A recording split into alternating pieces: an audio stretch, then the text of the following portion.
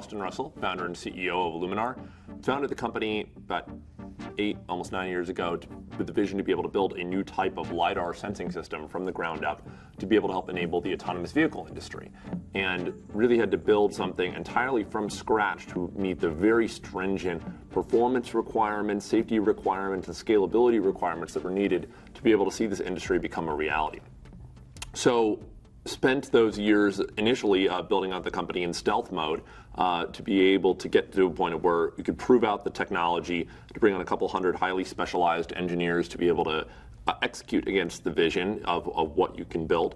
And with that, was able to all come together and work and achieve a new level of capability. And with that, that's where we spent the last few years continuing to industrialize, mature, and commercialize the technology. Now working with 7 of the top 10 largest automakers, as partners, and 50 total companies that we're working closely with to be able to establish this system starting from a development standpoint and then ultimately in series production. And that's where excited to be the first company to really bring this industry into production and to be able to enable all those capabilities from a hardware standpoint, now a software standpoint as well. So I founded the company back in 2012. It was around 16, 17, at the time, to be able to have this vision of building a new type of LiDAR sensing system from the ground up and the kinds of technologies that can successfully enable that.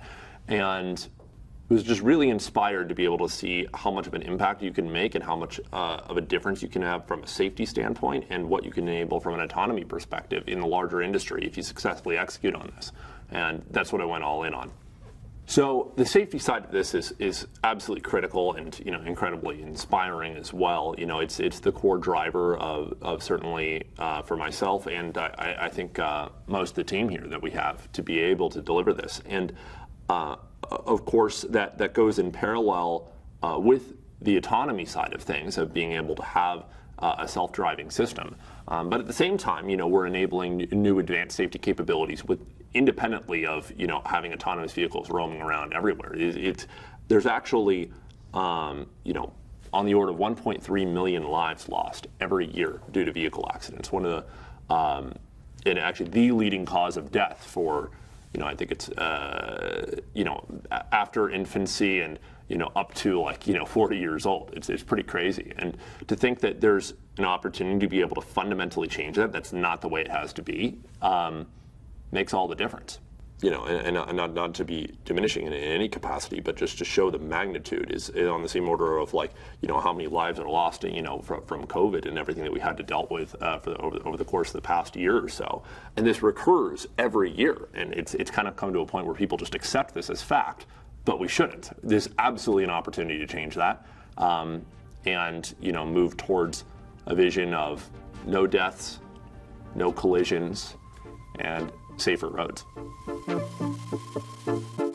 Yeah, the fundamental concept of LiDAR, is not new in that sense. It's existed for decades at this point. But the challenge is building something that can have the level of performance capabilities of seeing very far out in the distance, 250 meters plus, for all types of objects out there, even the hardest to see objects, is very, very challenging to be able to do in this kind of sensing system, much less one that can achieve this level of resolution, one that can achieve this level of capabilities on a ton of other dimensions all simultaneously, and at the same time be scalable and cost effective, into production.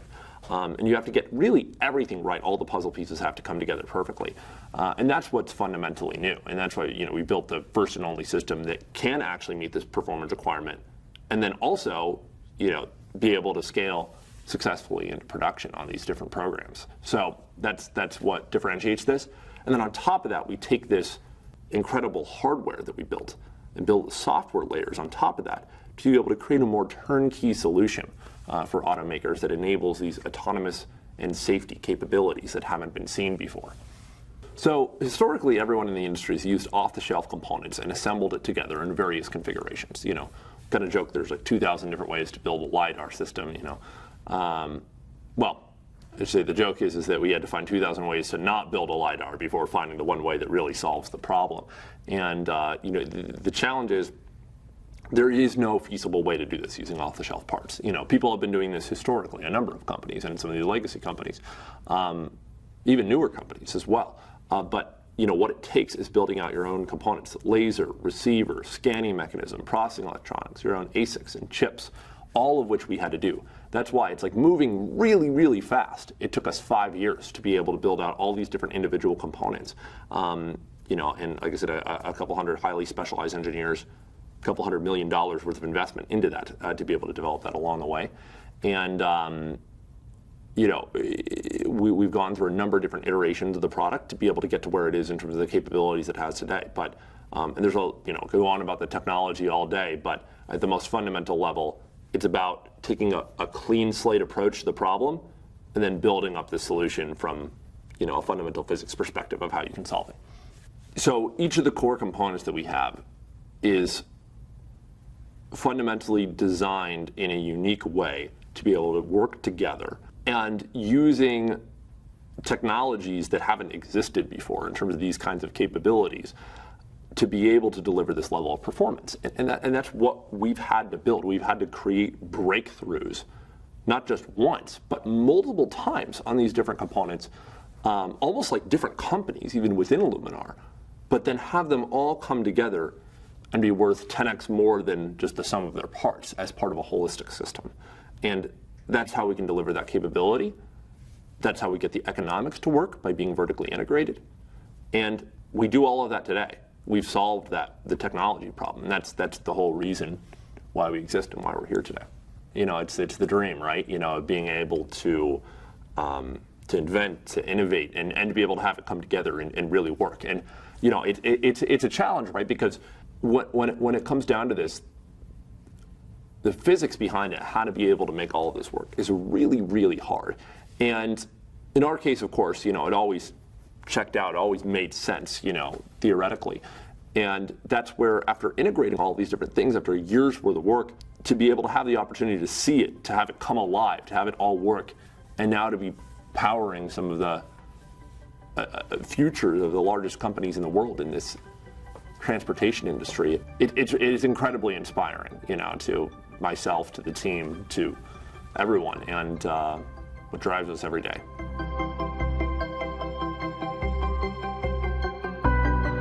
There's a few different phases throughout, a business life cycle, and the entrepreneurial life cycle. For some of the entrepreneurs I've had huge respect for, that have successfully built up, the largest tech companies, either in Silicon Valley and outside of that world. And of course, at first, it comes down to being able to build the right technology. How do you build a breakthrough system that can be able to achieve a new level of capability to enable an industry? That's how you can create huge disruption. That's how you can create huge value. That's what matters at first. And it's incredibly exciting in that domain. Just as important as that, though, is the business side of the equation, of being able to actually build a real company around technology. And it takes a lot more than a great technology to build a great business.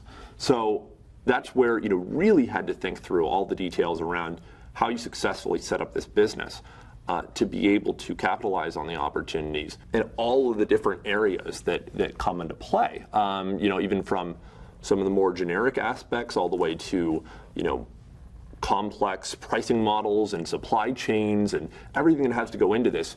And the level of complexity is extremely high. It really takes some of the brightest minds in the world to be able to really manage all of this. And of course it goes far beyond me when it comes to being able to execute on the vision and how we can achieve that.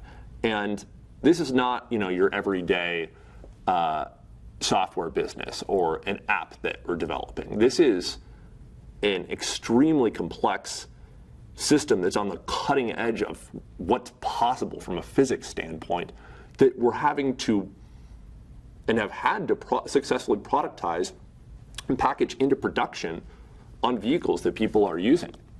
And then of course we have the software on top of that too. But the hardware is what also makes it really, really hard. And I think we're past the bulk of that. But now there is a huge focus from a business standpoint of being able to see it through and to continue to iterate the product and be able to get to a stage that we see this scale to our customer base and new ones as we add them on. When you have to build something truly from the ground up, everything is a challenge. It's and not a trivial one. I mean, you have to be able to ensure that you're successfully balancing all the different aspects of the business beyond the core technology development, and to be able to successfully execute on that is something where you and the rest of the team, there's the analogy of you're still having to build the plane as it's taking off, and because you have to really have that vision around where you can be. And of course, that if you don't get the technology to work, if you can't solve that risk and that problem, then you're done. It doesn't work. But at the end of the day, it's some motivational driver as well to make sure that you put in everything you got into making sure that it all happens and executes successfully. But on top of that, building a hardware product that's extremely complex, and in the auto industry specifically, those are three very challenging things that you all have to combine. And to be able to successfully execute on that is not trivial. The auto industry specifically, that said, there is a silver lining to it. It's a very high barrier to entry. It's very insider driven, so to say. But equivalently, once you're in, it's a very high barrier to exit. And that's where building the right relationships with the right folks in the industry from a company perspective and the automakers, it really makes all the difference in being able to successfully see through adoption of the system. And that's where, like I said, you can have the best technology, but you need to make sure that you can successfully see that through. And that's why we're excited to be able to be the first in the industry of all the autonomous vehicle companies to really see product through into series production, to actually make this real. And it makes all the difference. At the same time, talk about challenges. You have a lot of these huge autonomous vehicle companies out there, that have largely been focused on the robotaxi side. You have the Googles and the GMs and everything that have their respective, robotaxi companies are valued well into the tens of billions of dollars, investing huge resources. And when it comes down to it, though, that's still all in the R&D stage. That's not something that you have to be putting on millions of vehicles anytime soon. This is a real production product that we have to see through, and that burden is on us. It's a real business. The rubber's hitting the road. It hit the road before already, and it's continuing to, accelerate. And that's where we have to deliver. We have no choice but to successfully deliver. And that's where, from a challenge standpoint, at the most fundamental, first it was the technology. Then it was, the business side of it, of being able to make sure everything we can successfully line it up and be able to get the level of product maturity needed into place. And now it's all about execution. And there's no question, we still have to execute. We have got a long way to go. But that's how you create huge value in this industry. But I'd say just building the business in general is pretty exciting. I know some think of it as a necessary evil, but you have to strategically think about how you want to set things up to ensure that your product, your technology, really sees the light of day at the end of the tunnel and realizes the full potential. And there's so many different things that you have to construct around it to make that right. And we're always a product-driven organization, but everything from the fundamentals of the financial side of the equation all the way through to how you successfully scale the business, to sometimes even just making sure that things can operate as smoothly as possible, in terms of internal decision-making and dynamics and everything is absolutely critical. Another key area that you just have to get right and this is absolutely one of the, if not the most important thing from a business standpoint, and frankly, every standpoint. It's just getting the best possible people onto the team. And you have to have people that you work really well with. You have to have people, in our case, you've gotten on that are incredibly strategic, incredibly thoughtful, incredibly creative. And it really does make all the difference. And we've seen the other side of the equation. There's a world where you can get just experience, but none of the strategic aspects and the creative aspects of what it takes to be able to build a breakthrough product and break through into this industry. And fortunately, we've been able to attract some of the best talent across the globe, and to be able to move out to our locations and be able to execute on the vision. So that's a key enabler of what's also made this possible.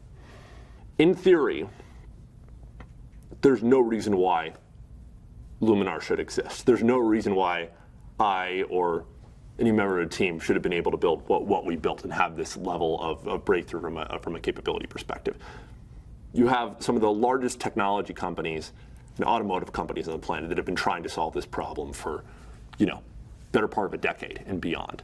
But the fundamental aspect of it is you have to have that strategic vision, that level of innovation, that blank slate approach, and just pure drive, hours, everything that you need to put into it like no tomorrow to be able to successfully deliver and execute. And that's something that is a lot of times you just never have the level of drive and vision, and there's just some level of comfort and conformity in everything that otherwise takes place. And I think that's the reason why we exist, and that's the reason why some of the originally, some of the greatest technology companies of our generation exist as well. This has always been part of the long-term vision, in some way. In other ways, it's surreal at the same time that we're able to successfully execute, be able to successfully deliver, be able to make it to that stage. And it may be cheesy, but there is some lesson around if you have the vision, you'll be able to work out as much as you possibly can in advance to be able to see through the technology and just have that drive to be able to see it through. It's amazing what's possible as you keep to it. And there's just so many opportunities to be able to give up, so many times where you take the off-ramp on the business, and including let's say a lot of times through the startup life cycle, it's if things are going really well, you have opportunities to be able to be acquired along the way, and things that are life-changing to people of the company, to founders, to investors, to everything, and to be able to say no to those opportunities and just be able to just see it through and know that you're going all in and risking everything to be able to truly realize that vision that you have. That's part of the drive and insanity behind it. And of course, fortunately, it's worked out great in our case, at this stage. But still a long way to go. Got to see it through and just sticking to that same plan, like the same that we have for the last 10 years, and it will be the same for the next 10. So when it comes to going public, it's always been part of the long-term plan. As I mentioned, it's, some people take the acquisition route earlier on, really knew we needed to see this through, and knew that this technology was going to be way better suited, not in the hands of just any single automaker, but powering the entire industry. And that's the vision of what we had.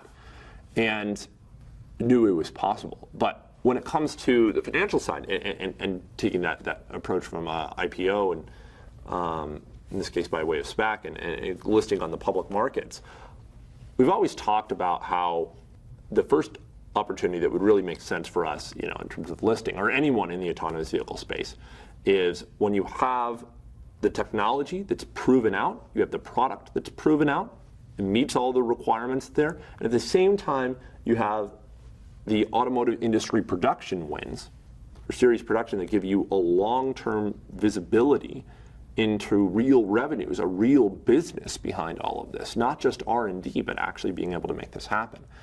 And that's what makes all the difference. And that was where we announced earlier on last year with the Volvo deal that sent some shockwaves throughout the industry in terms of this is really happening. Like, this is actually going on to cars, like things that you can buy. And that's really where we started to get huge inbound interest in being able to have opportunities to be able to take us public. At the same time, we of course successfully proved out the technology. We proved out what was possible, and we've continued to execute on the milestones towards that series production side of it, to be able to get that all to fall into place and work. And it's what's made all the difference. But that was the initial driver behind the listing. So, I mean, listen, when it comes to all of this, at the end of the day, it's all about creating value. That's what it means. That's the vision. That's what we achieve. And it's really a byproduct of executing against what the vision and the plan is in the first place. It's not just about creating value in a vacuum either. Like, there has to be some purpose tied to it, at least from what I see, to be truly meaningful to the greatest extent. And that's where having the vision of being able to see through the safety implications of what this means, having the vision of being able to recover all that time that people spend, driving their cars, it really does make a huge difference, and among a dozen other implications for what autonomy will mean to this world. And I just happen, in my case, to the question, I just happen to own a larger than usual stake in a company, along with, by the way, ultimately everyone. It's the reason why that is just because we had relatively minimal dilution throughout the whole life cycle of the business, from some great deals from a negotiation perspective, from some creative structures that we were able to came up with to be able to double down on the business throughout our whole life cycle and be able to go all in on it. And it pays off. But at the end of the day, it's not about that.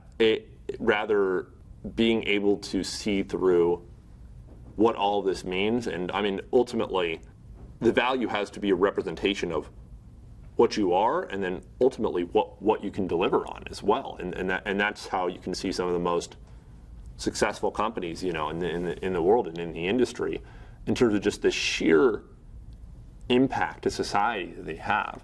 Usually for the better, not always. I'd like to think that our vision is pretty good in terms of societal benefits, but I think that's the most exciting thing that gets everyone up every day, more than anything. And maybe it sounds stupid, but it's not actually about the money itself. It's about what it means and what the impact you can have is. And to think that, okay, now at these kinds of values, we're able to do things like what we did last year with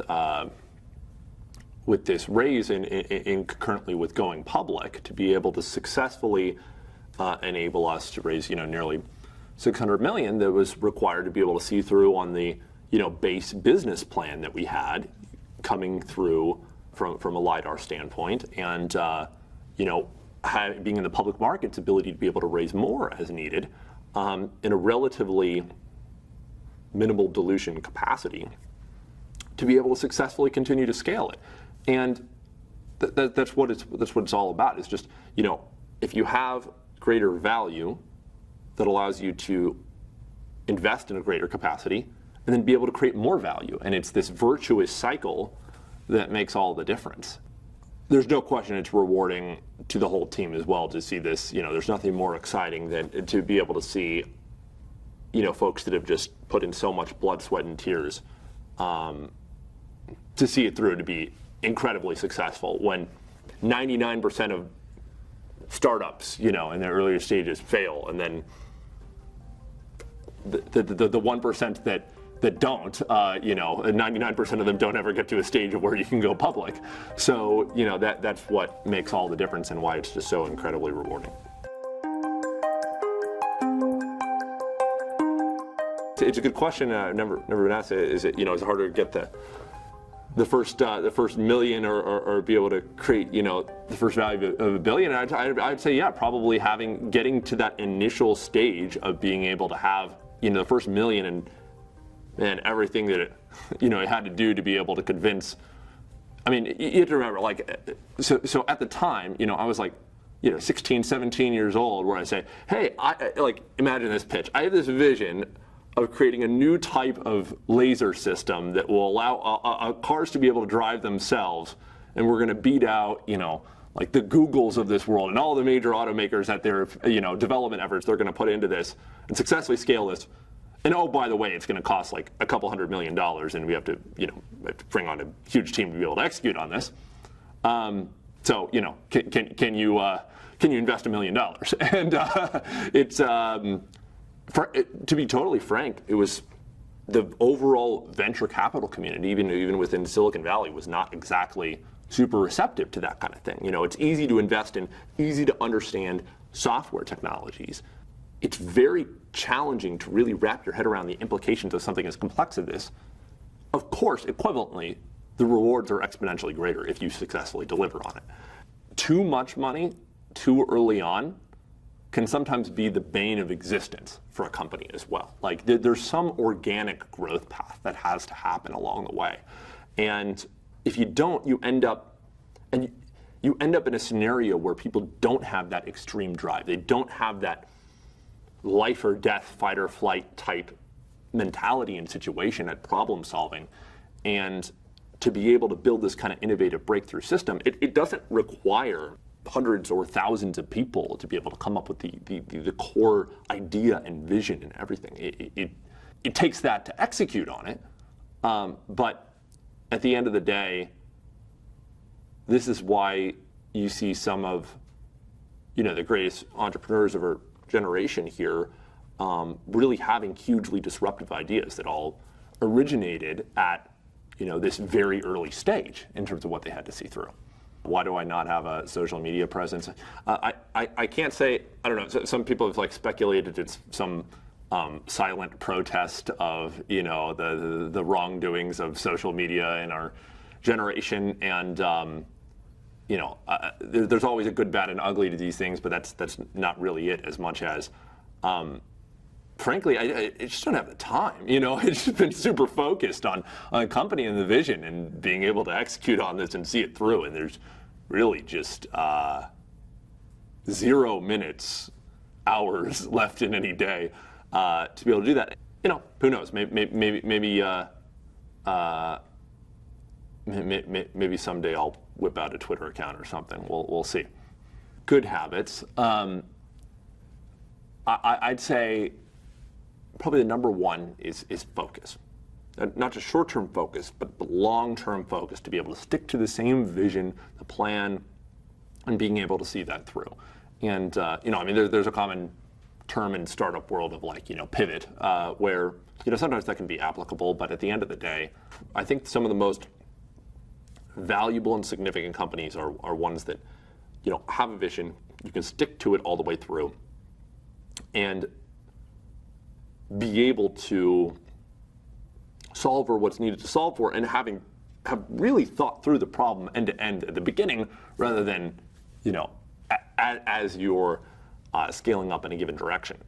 One of the other ones is maybe the opposite of focus on a very short-term basis, which is you got to carve out some time every day to be able to just think. Maybe it sounds silly, but it actually makes a pretty meaningful difference if you can just pause, take a step back, and just really think through not just the tactical problems of the day, but kind of the longer-term strategic view about what you're trying to solve for, and make sure that you're always calibrated in that direction. And like in my case, I oftentimes just come up with great ideas, whether taking some time just thinking to myself, or sometimes when I'm asleep at night, I'll just wake up in the middle of the night, write down some ideas, for something, and then start implementing it the next day or whatever it may be. But I think those two things make a huge difference. So after working on a number of projects throughout my teen years, and ultimately dropping out of Stanford, in 2013, and within the first 6 months I was there, in conjunction in part with this Thiel Fellowship program, always knew that if you want to be able to see through a technology, a vision, a product, everything, college is not the right place to be able to do that. It's great for many things, it's great for many people, but when you have this fundamental drive to be able to build, to be able to create, it's very challenging to do that in an academic environment. Even when, you have your own lab set up, or even when you have your own infrastructure that's there, oftentimes the incentive and the reward is to get a paper published rather than to be able to see something truly meaningful through into the world at large and be able to have that breadth of vision. And that's really what afforded me to be able to do all of those things by spending time on the business and really going all in on it. And there's no way that would have been remotely possible if it gone the college route.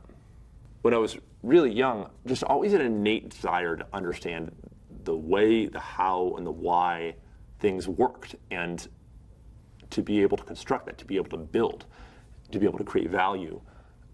And that's where I started out a little bit early on in 10, 11, 12, doing a little bit of software development stuff on the side and kind of teaching myself how to code, all the way to then working on some different electrical engineering, computer engineering projects kind of early teen years, and then progressing on to optics, photonics systems and some of the fundamental physics behind it, and building those kinds of systems, and then really just going all in on this LiDAR system specifically for autonomous vehicles and building out that solution. And that's where I'd say I've always had an entrepreneurial spirit to everything though, and I was never as much a fan of theoretical physics as I was applied physics, so to say.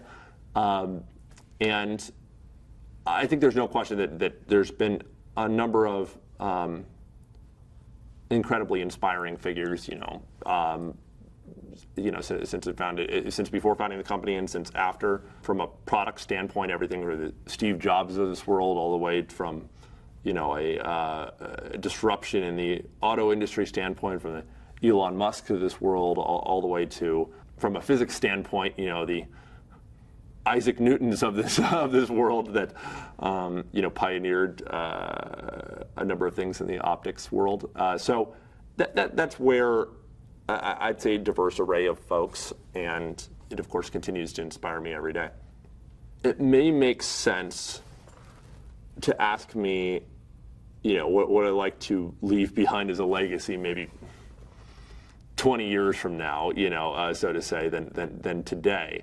But at the same time, what's absolutely clear in any scenario is to be able to relentlessly drive towards this vision of being able to see the technology that we've created, the capabilities that we can enable, broadly used throughout the larger industry, to be able to dramatically reduce the number of accidents, the number of lives lost, the cost of all of that, be able to help recover people's time that they spend, so many hours per year and even per day, oftentimes in a car, and be able to create huge value there. I think the social and the economic implications of that, when addressing this, multi-trillion industry head on, and opportunity that we have ahead of us is incredible. And I'm 100% absolutely committed to see that through. And that's what I'd certainly like to leave with Luminar and continue to expand beyond over the course of the next 5, 10, 20 years.